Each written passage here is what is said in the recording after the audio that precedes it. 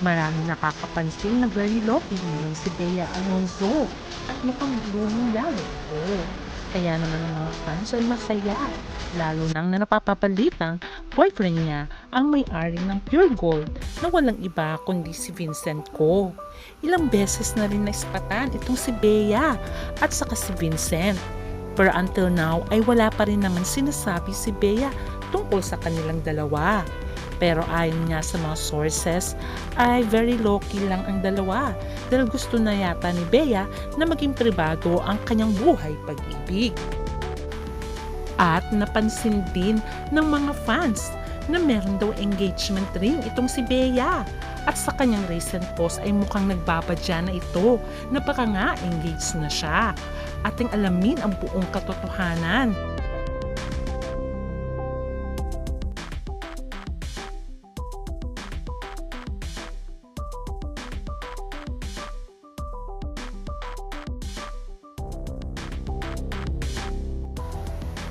Isa sa pinakasikat na aktres sa kanyang panahon up to now ay walang iba kundi si Bea Alonzo.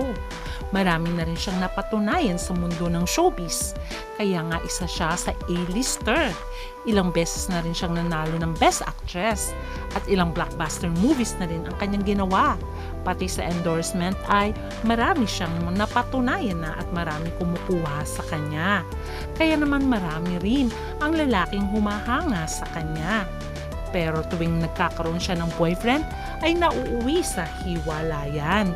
Kaya naman sa mga fans ni Bea ay deserve yata daw ni Bea na totoong lalaking magmamahal sa kanya, hindi dahil sa estado ng kanyang buhay at karera, kundi ang lalaking magmamahal sa kanya ng totohanan at lubusan.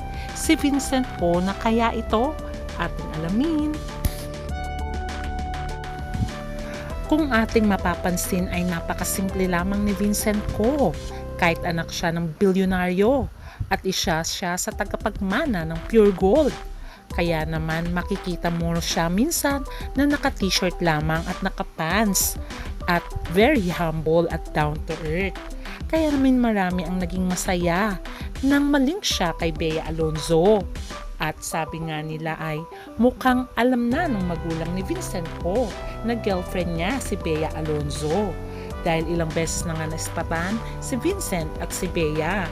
Una ay nung pumunta sila sa Spain kung saan ay nakikita sa larawan na magka-holding hands sila at nag-uusap din sa isang hotel.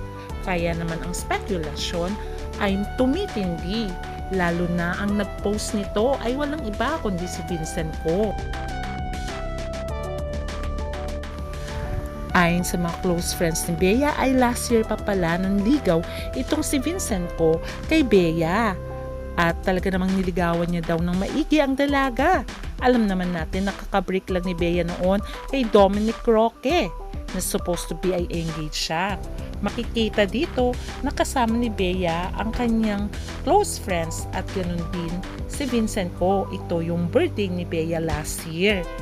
Kaya lamang itong year 2025 ay siguro na-develop na rin si Bea kay Vincent Ko at sinasabing magkarelasyon na nga ang dalawa. Pero low-key lamang ang dalawang ito at never pa silang umamin. Pero ayon nga sa malalapit sa kanila ay kulang na lang ay engagement. Kaya naman naghahanda na din daw itong si Vincent Ko dahil nasa edad na daw siya. At for sure ay si Bea na nga daw ang gusto niyang makasama habang buhay.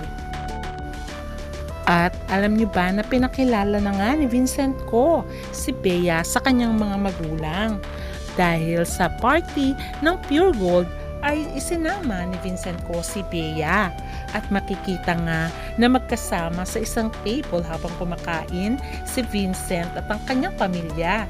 Spotted dito ang kanyang mami at ang kanyang kapatid kasama si Bea at Vincent sa isang table.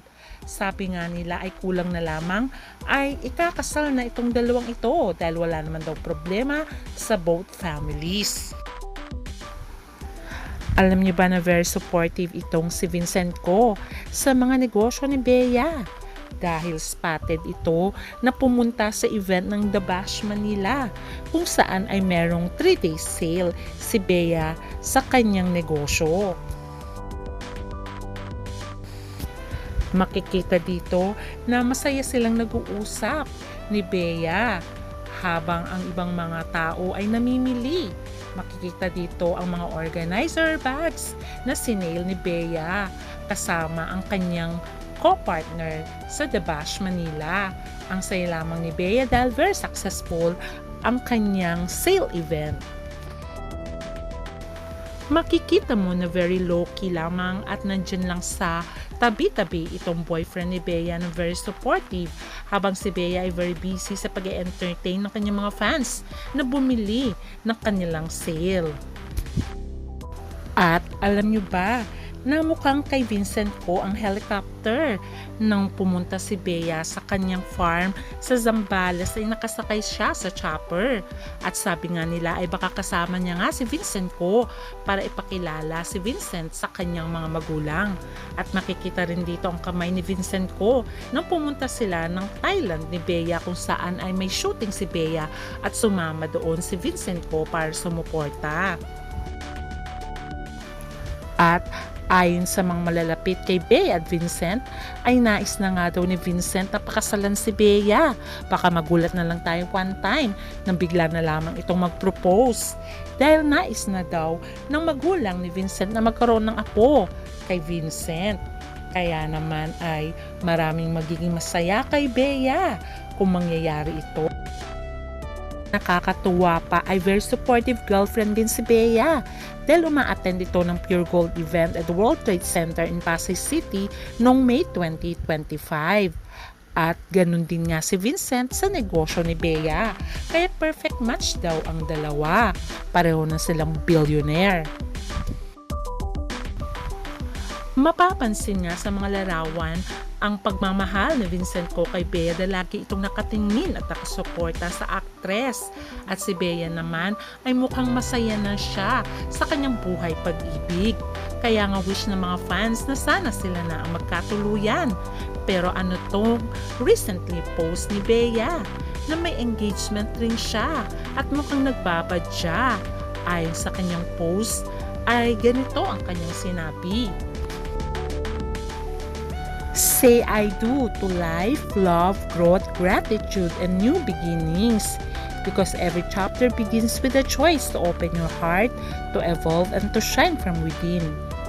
Kaya naman, ang mga tao at mga fans, ganun din ang mga netizens at kanyang close friends, ay talaga naman nagulat sa kanyang post na may sing-sing.